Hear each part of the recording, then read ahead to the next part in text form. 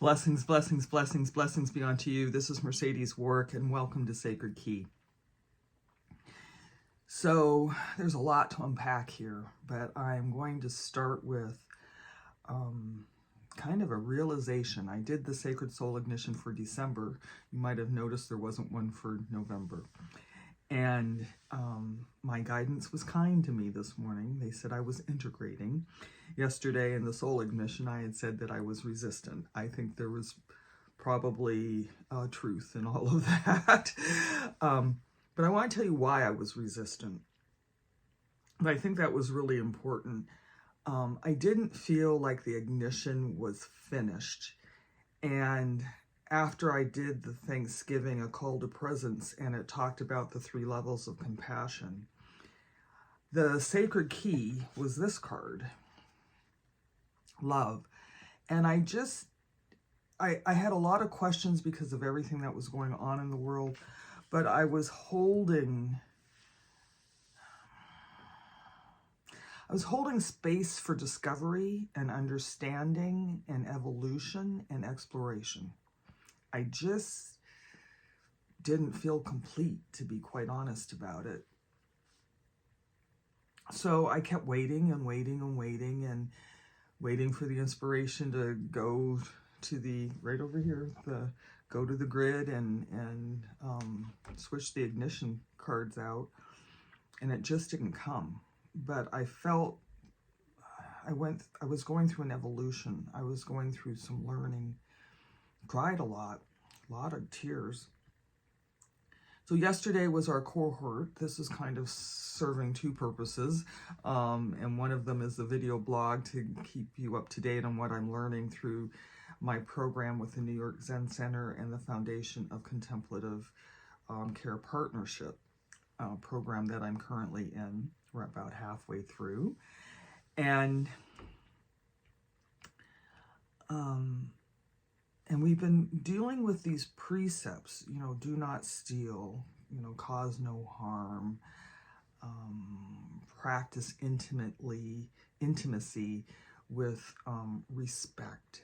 And so what is happening in this program is, in my life, I've, grounding, you always ground, but this is taking grounding into a whole different stratosphere. And that's probably not the right word, but a whole different root system. We'll use that word and that language. And so what is happening is I'm getting very much aware of the different energies and places that I am as I am moving down into this rooting. But it is so significant. Let me give you an example. We might say that this is the minute. The minute has become, I think in a couple videos ago, I felt like I was in this accordion. I'm doing the macro, I'm seeing all this macro worldwide expansive, then it's going down into the micro, and then it comes up, and that's still continuing. It's this, almost this wave. Instead of the wave going this way, the wave is sort of going down and up and down and up. It could almost be Qigong, right? Down and up, gathering heavens, gathering earth. And so my teacher, one of the senseis, was talking about how he steals. And he gave us a story about how he gets his morning coffee at the coffee place. And he takes extra sugar packets. And he may use them later in the day or whatever, but it wasn't the amount of sugar that he needed. It was more than he needed to sweeten his coffee in that moment. And he talked about that being theft. Do no harm. Another example of the micro is, can't remember the name of the practicing tradition, but they don't even eat root vegetables, because when you pull up that root, you're disrupting the homes of the insects and the microorganisms that may be contained within that soil. So it really is For a person who has been in a headspace in my professional life as, you know, what is that phrase? Analysis paralysis, right?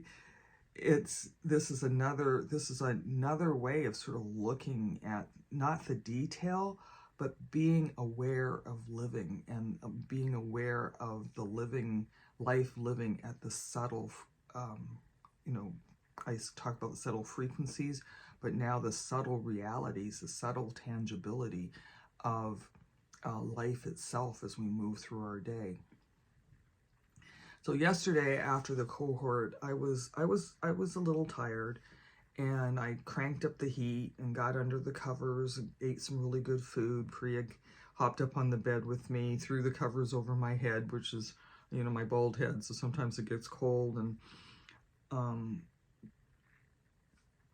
started doing my behavior of avoidance behavior of scanning YouTube shorts and going up and down YouTube a little bit. And I came across this gentleman in the British Isles somewhere. He's 86. I looked him up on Google, Wikipedia, I guess. And if that's accurate, he's 86. His name is John Butler. And he was giving a seminar, and part of that seminar was the Jesus prayer. And, you know, I said, you know, I haven't played with Jesus in a while. You know, I'm going to sit with this. So the covers are over my head, and I'm all warm and cocooned in, and I don't remember consciously going into a breathing, but I do remember sinking into the breath. I do remember that. And the prayer goes like this. And what really struck me as I was listening to him was, it's like a whisper, and then it's, you know, so you whisper it, and then it you know, right up my alley, right? You whisper it, then it just becomes softer and softer and softer, and then you sit with it. So the words are, Lord Jesus Christ, Son of God, have mercy on me, a sinner. I remember when I heard him, I was like, how have I sinned? You know, it took me back to the days when I used to talk about spiritual hygiene, and just to do a prayer to cleanse off that which I did not know I picked up for the day. Just going to bed with a clean, cleansed palate, spiritual palate. And it reminded me of that. And so now I began to set it to the breath. And I said, as I breathe in, Lord Jesus Christ, as I exhale, Son of God, as I inhale, have mercy upon me, as I exhale, a sinner.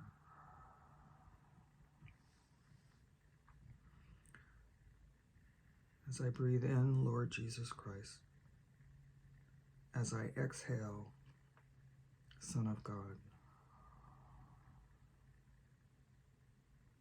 as I inhale, have mercy upon me, a sinner.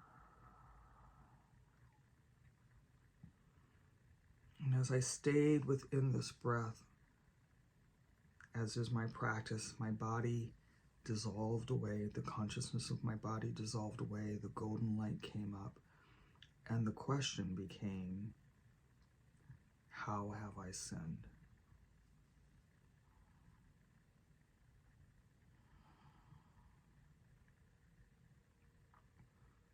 I don't know how long I sat with that.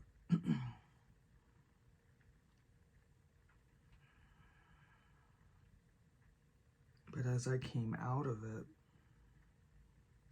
I felt it was time to go to the sacred soul ignitions and be brave enough. It really is a point of courage sometimes to release that key, to release that ignition, and step into what was available to me, because how have I sinned? And there's 77 cards in that deck. Okay, there's 77 separate ignitions in that deck. And the first card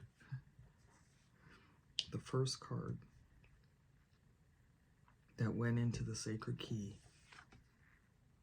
it just resumed its energy, resumed its spark, and continued and will continue with me through this month. December is my birthday month. I didn't want to let go of this ignition, and it is still here with me. And so as I sat and I pulled the rest of the cards and I exhaled into it, I was like, as always, it is just perfect. But I gave myself some grace that it was also perfect timing for me to receive this.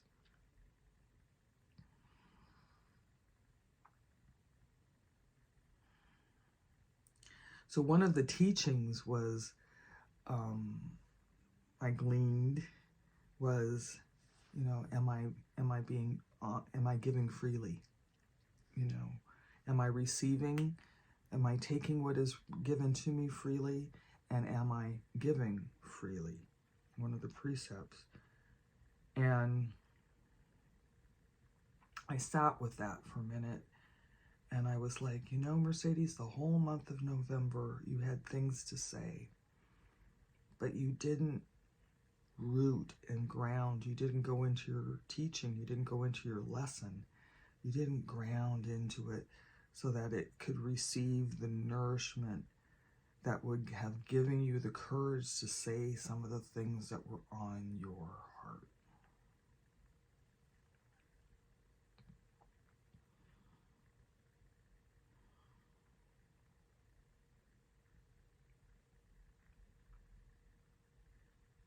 So as I'm sharing what I've been learning with you, I really do believe that this is, you know, December for my month. I usually start laying the groundwork for my year next year, my new birth next year, and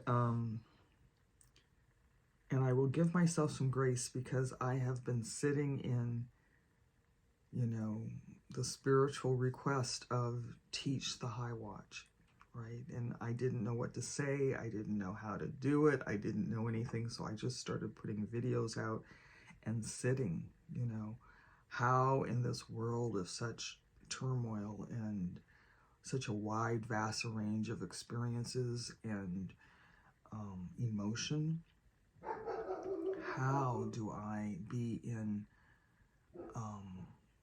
the learning? How do I become Spirit's ink pen? And so I've been sitting with that, and what came out of that was stay in the universal principle, stay in principle. And then I received the 2 new symbols, and I've been given teachings about the effect. What is present is the effect, that we have agency to change. And what is the most transformative force of God? Love. We have the transformative force that is within us, what is through us, is as us. And this morning, as I was sitting and going into the blessing, the prayer, I love you, which I've done for many years, but it, you know, like everything else, it fades away and comes back, and it's just, I love you, I love you. And that became the blessing of the sacred soul mission, is I love you. It's like, I love you I love you, Mercedes. And the question came, even with cancer, everything is love. Do you love the cancer? And I will be honest with you. I said, I love the teachings of the cancer. I haven't gotten to the place that's the place. Everything is loved. I haven't gotten to the place where I said, I love cancer, but I have loved and appreciated, and I've been grateful for the teachings of the cancer. Another example is, can you love your neighbor as you love thyself? Can you love your enemy as you love thyself? And I sat there and I remembered the lessons, which I went through more in depth in the soul ignition, but I remembered the lesson of being asked to pray for the murderer as well as the murdered. So is this, I think that the energy of the wave, I've always thought of the wave as rolling into the shore and coming back, sort of this energy, right? But the wave itself is opening up and closing. So there's this energy that's going in and out, or maybe we can say up and down in Qigong, up and down, in, out, and in, up, down, out, and in. And that is the lesson, that we are the micro. I am the micro and the macro. I am the breath. I am the inhalation. I am the exhalation. And that the coming together of the force of love, the transformative force that allows us to transcend, and it allows us to be transcendent in maybe some of the immediate suffering, the immediate pain that is happening, that has been realized, materialized, and actualized in our life. But it's not like we put our hands up and we say, I have no, it's here. It's like this bowl. It's like this bowl. In my cancer group, I said, cancer is the effect. It is not the cause. So therefore, we can actualize differently. We can actualize differently.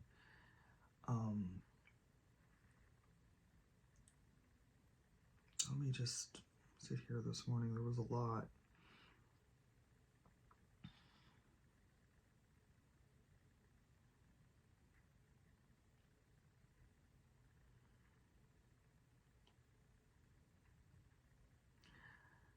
So I would invite you to begin to explore in the traditions of your faith. What are some of the what are the micros and the macros? And how do we get into living, not becoming stagnant, the analysis paralysis, but allowing the flow of life to be within the micro, to allow the micro to teach us, to nurture us, to be the soil and the mud and the nutrients, to be in that micronutrient dense spirituality that allows our hearts to move into the world through generosity and kindness and care. And this is not an environment, which has been one of the biggest teachings. I cried in the cohort the other day. I was asked a question and I cried. I didn't even know it was in me, but I was so exhausted because I knew I didn't want to say the word healer anymore, because it was taking on a connotation that Mercedes prays differently or better. And it was such a weight on my shoulder. But we're not here. I'm not here as a care partner to fix it or even to advise. I'm here to sit with you. And I do believe that one of my special gifts, even as a child, has been, as I'm sitting with somebody, the frequency shifts. There is an availability that comes forward. There is a relaxing into the presence of their own aliveness and their own beingness and their own connection to the God of their understanding, of their influence, of their traditions and of their affluence, of their cultures. So I am actually feeling so much better. I can't even begin to describe how understanding how to pull that energy down, rooting, so I can be nourished in this living existence, not just in my spiritual existence or my energetic existence, but in my actual living existence. How can I root in and come into understanding? In my poem, The I Am, there is a line, I am delivered into love and understanding. And I don't have to have opinion or judgment about what the sinner may be doing, the degree of the sin, you know, the micro sin, the macro sin, the stupendous, unbelievable, unfathomable sin. But I can be in the microcosm of wanting to understand the love that is present in that moment for the person who is a reflection of God, materializing and actualizing love in a way that is incomprehensible to me. And I do believe at this moment in my humanity, that was the other thing, it was like humanity, you know, that was what was coming out in the soul admission. But in my humanity, just like cancer, I may not be able to get to I love cancer, and cancer is God, you know, or God material, God essence. It has been a messenger of God. I can say that in my life. But just like we're seeing these events of the day, of the moment, of the world, of inhumanity,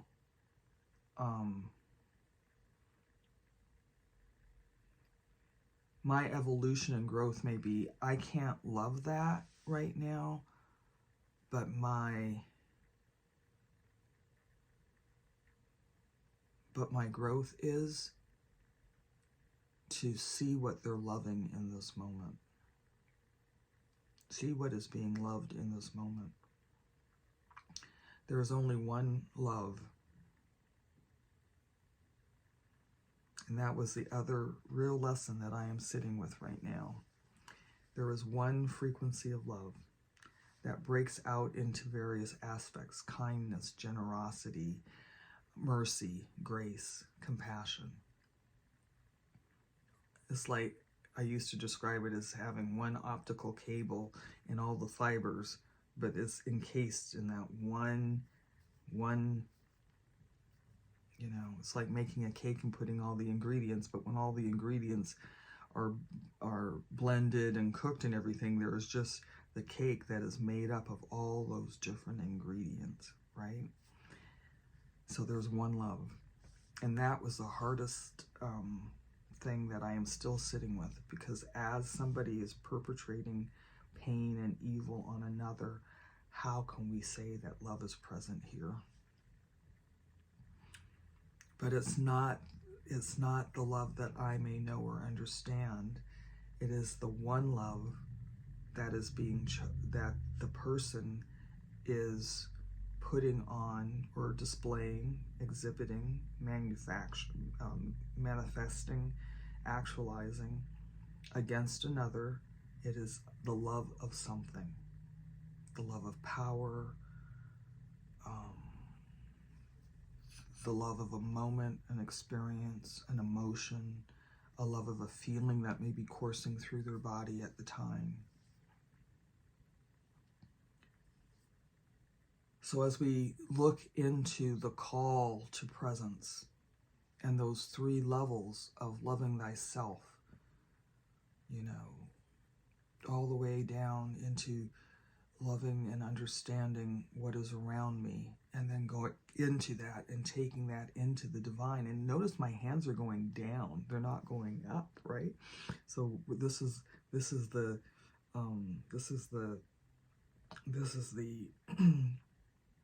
the flow of the energy, the flow of the divine. You know, it goes up, it goes down, it goes in, it goes out, it circulates, it moves, it's dynamic. So I have my work cut out for me over the course of this next year.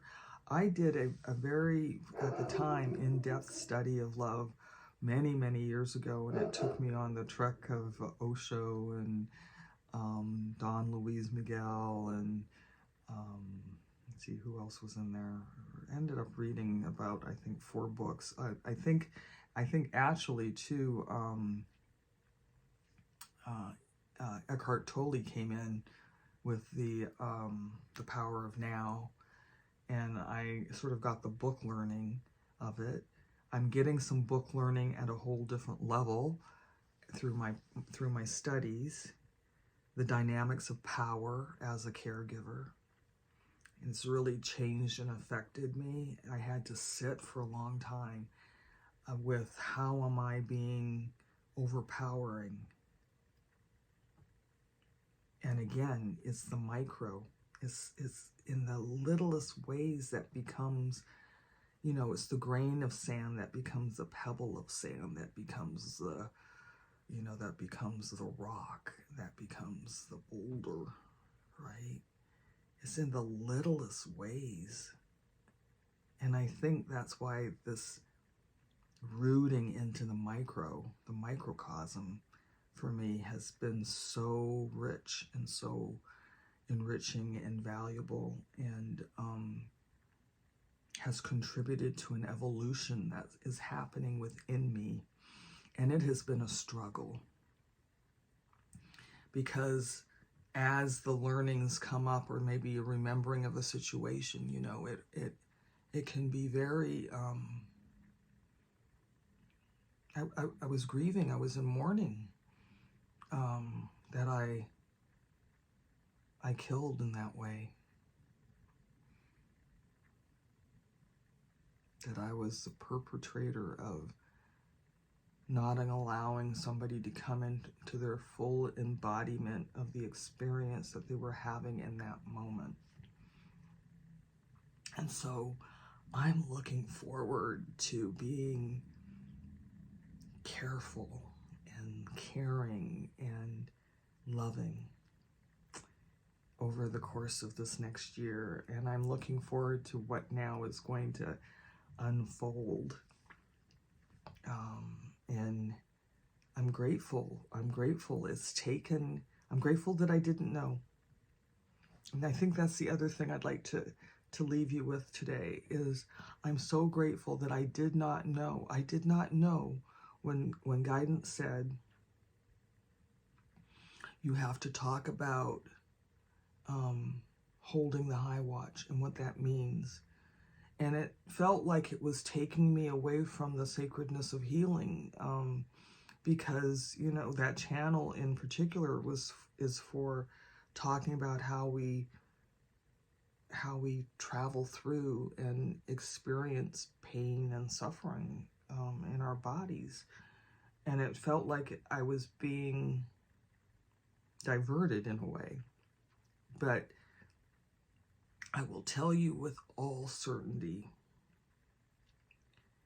that this has been extremely healing. And it's kind of like cancer is living over here. I've started using my body as, I have a cancer-involved body. I've been changing my language around how cancer is present in my life. And that's been interesting, probably a subject for another video, but what I would say is that the learning, another piece of learning that I have, is that I did stay with what the guidance had whispered into me. And so now, 3 months later, 4 months later, I can see the healing. I will say to you, as the final thing, if you are suffering in any way, if you have something that is causing you pain, or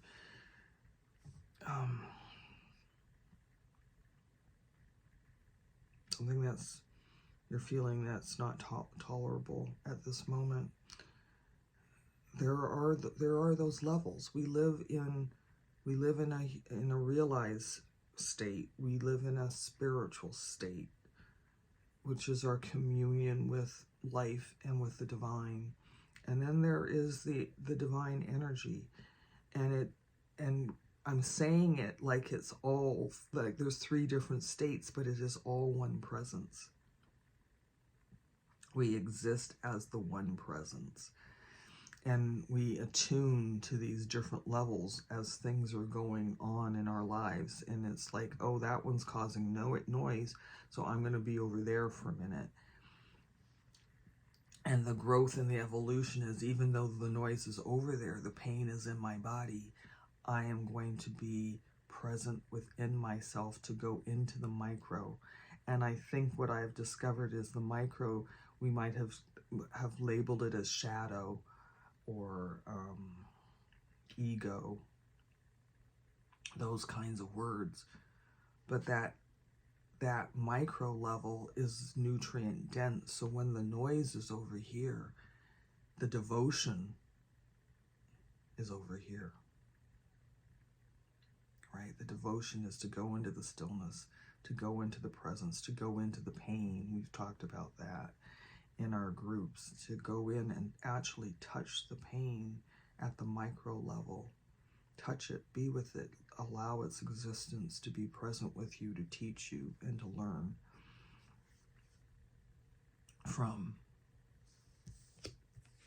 Welcome to 2024. As we go into this, I think it's going to be a deep exploration of the call to presence. So let us